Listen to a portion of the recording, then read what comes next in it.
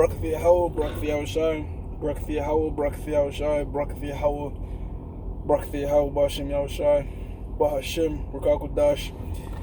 Double honor to the apostles and elders of Great Mill, some with you well. Of course, I want to say salutations to the hopeful elect out there, you Akim to Zadakim, that do this thing in the utmost truth and sincerity. On the pre-Shemon and this week's post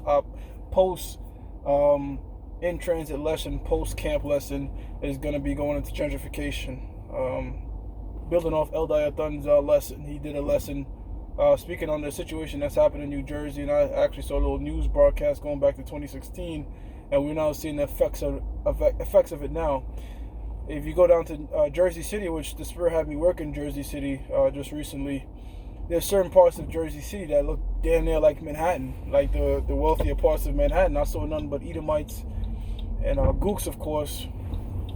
But then I went back in Jersey City again the other day, and I was in the more, what they call the inner city. Not necessarily inner city. It wasn't, it was more like, I guess they'll use that term, you know, where Jake's is at, and it's still pretty fucked up. It's very stark opposites. And I think about President Street in Brooklyn, when I used to work in Brooklyn, and how one part of President Street, where you had the so-called Jews at, was damn near, it looked like you were not even in Brooklyn. It looked like you were somewhere, it's just huge houses, clean, and then on the other side, same President Street, it looked like a damn near dystopia, and that's where Jake was, the real Israelites were. And it's almost, not almost, it's pretty much is that Great Gulf. It was really like, it's like a literal Great Gulf. Wherever you see Jake is and Edomite is, that there's a Great Gulf, and that's of course, customs and mannerisms, and scriptures tell you that we're two completely different nations, all right? Even though we come from the same womb, we have two different mannerisms and everything, and this is only going to cause sedition eventually, man. That's what the stage is being set for. But what they're doing with this gentrification is they're going in neighborhoods that Jake owned, buying their homes up for $100,000, and then fixing it up and reselling it for millions of dollars, $800,000. And that caused the price of everything to go up. One time I was in Brooklyn, them so-called Korean stores that sell West Indian shit. It was that $10 in the Bronx was a completely different dollars in Brooklyn, certain parts of Brooklyn and certain parts of the Manhattan. And Eddie Murphy was saying this when he was recently on Saturday Night Live, man. He was like, in the 80s, you know, this shit was a crack house. Now it's turned into $1 million apartment. And what that does is, you know, you bring in the rich, all right? Of course, the stuff that the rich buy, fruit, groceries, and stuff like that is going to go up in price. And that's really how you get Jake out of that place. You know what I'm saying? That's because Jake can't afford it. We don't have the higher end jobs. You know, and they're not buying your property for what they're going to sell it for, not even half.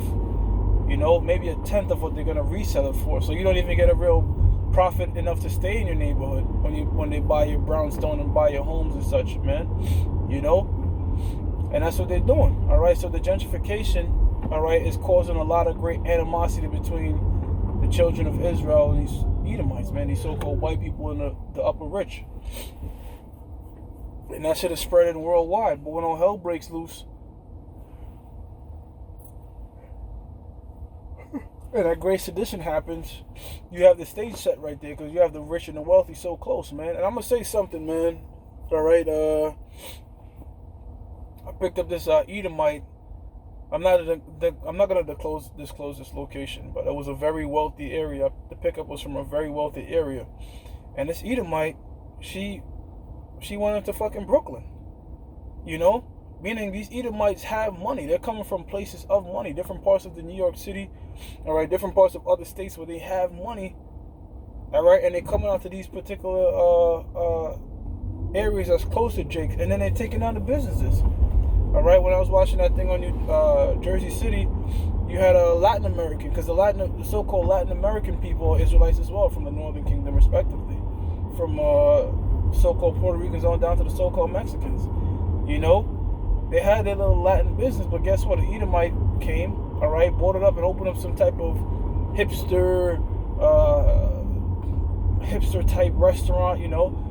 And look, man, we have different tastes, all right. I like oxtail, all right. They like some other shit, you know. So the food is different. You know what I'm saying? Everything, they just change the entire environment. And that right there proves, man, that everybody can't get together. I know everybody wants to have this peace doctrine, like this guy Ron Paul. Oh, we should all have peace, prosperity, liberty, and let's all live together in peace and harmony. That could never be the case, because first of all, what's going to stop somebody from expanding their borders with just all peace? If you have the right to your house and another person say, look, I want that house, what's stopping them from getting it? Peace. All right, what's stopping somebody from taking their homes? How can you establish territory and everybody's peaceful? All right? If you're going to truly be peaceful, what if the so-called Mexicans, which are Israelites, want their land back? Are you going to say, yeah, you know what, you had the right here to be here first? You Americans aren't going to do that. I'm talking about the American, I'm talking about the U.S. government. They're not going to do that. Edomites ain't going to do that. All right? So you annex people's territory either by force, all right, or deception. And that's what these Hasidic Jews are doing, man. All right, because there's a lot of these Hasidic Jews that's behind it. The same ones that you see in the Diamond District. They're the ones behind this shit, man. All right? And that's how come that situation in Jersey happened, all right? Or speculative. That's why they did that, man. Because the area was being gentrified as fuck. And, nobody likes the so-called Jews, man, because the people know what they're known for. They're known for being deceptive and ripping people off. They see you as goy, all right? They see you as cattle. What do you do with cattle? Cattle is food, man. You either use a cattle to maintain the farm, or you eat the shit. And that's what they do with these people, man. These deceptive so-called Jews. You can only pray that gentrification doesn't come your way, man. Harlem is gone, okay? And it's a shame, because what they do is they'll take they'll take a block that you grew up on. Say you grew up on I don't know, Jerome Avenue. Guess what? Jerome Avenue is going to become Garden Way. They're going to take empty parking lots and construct these very elaborate, they look elaborate, but they're really the same shit, complexes, all right, and turn Jerome Avenue or Malcolm X Boulevard into, Pelham Gardens, some shit like that, Well, that's just, again, a deceptive and covert way of saying, look, we're kicking all the brown people out, if you will, man. And what does that force Jake to go? Where's cheaper living? Cheaper living is in the projects, man. Cheaper living is in generally bad neighborhoods. Neighborhoods more high in crime and such, man. Putting Jake against the corner. What is a man to do to survive, man? They're gonna get pushed into corners. But guess what, man? The scriptures in the book of Micah tells us that we're gonna be on them as a lion in the midst of sheep. Because when all hell breaks loose, Jake is gonna remember, oh, this block has that block has that. They're gonna go to the wealthy, just like they showed in that movie, The Dark Knight, with Bane. When all hell broke loose, and they went to like the equivalent of Wall Street, Manhattan, and stuff like that to loot and rob people. That's something that's gonna come to pass here in America. There's gonna be a fight between the haves and the have-nots, and for the most part, the have-nots are Israelites, man. Now you do have so-called white people that are broke and poor. Well, guess what? As we always say, you're a two-time loser. Because if you're suffering on this side, you're only going to suffer more on the next side, man. So, hey, man, now is the time. If you're a so-called white, you got to use your privilege card, man, to get ahead in this society. It shows you what type of ruthlessness these so-called Jews are, because they don't give a fuck about their own people. All right? Yeah, for the most part, Edomites are benefiting. All right? But, all your people should be on top. Because when we're on top, every single Israelite is going to be on top. Ain't going to be no Israelite, in a state of adversity while one is prospering. We're all going to be prosperous, man. And that's in the book of Deuteronomy, the 30th chapter, the 1st verse, and on to the 5th verse. All these curses that we're going through, all right, they're going to revert onto this devil. As it says in the book of Amos, the 9th chapter, and the 13th verse. Pardon my yawning. As it says in the book of Amos, the 9th chapter, and the 13th verse. The plowman shall overtake the reaper. We're the ones plowing, man. We're the ones doing back-breaking jobs, man. You go to like one of these massive buildings and you got an Israelite cleaning. You have Israelites cleaning and maintaining the whole shit, cleaning up the bathrooms, doing all the physical labor. Meanwhile, you have at the very top of the capstone of that building, you got some exec pushing a few buttons on the keyboards for 5 minutes, and he's making over $100,000 an hour. And that's the fucked up state of this place, man. You know what I'm saying? That's how come everybody's coming up with this socialism idea. You know, because they're saying, look, man, look, we're doing all this shit, and the rich are getting richer doing nothing, and we're the backbone of this shit, slaving, getting less and less. Socialism is not going to solve your problems. Nothing is going to solve your problems according to the Bible, man. All right? The rich are going to stay rich till they get taken out of power by your house, right? Point blank, period, man. And you're always going to have rich and poor in the world. All right? Even in our kingdom, what? We're going to be rich in the nation. You're going to have poor amongst the nations. Ever since the dawn of time, you're always going to have rich and poor. And the Most High created them both. All right? 1 Samuel, 2nd chapter, the Most High, you know, wounds he heals, he creates rich, he creates poor. And Yahushua said that the poor is going to always be with you. You know? You're always going to have rich and poor on this planet Earth. That's just how it is. Everybody all can't be rich and everybody all can't be poor. But going back to Amos 9 and 13, now the plowman is going to overtake the reaper. Who's reaping everything? So-called Jew. Who's plowing everything? You Israelites, you Negroes, Latinos, and Native Americans, man. Tribe of Issachar comes to mind. So-called Mexicans doing 3 jobs. I picked up this one Issacharite, man. Dude said he works 7 days a week, and he's been doing that for like the past 13 years.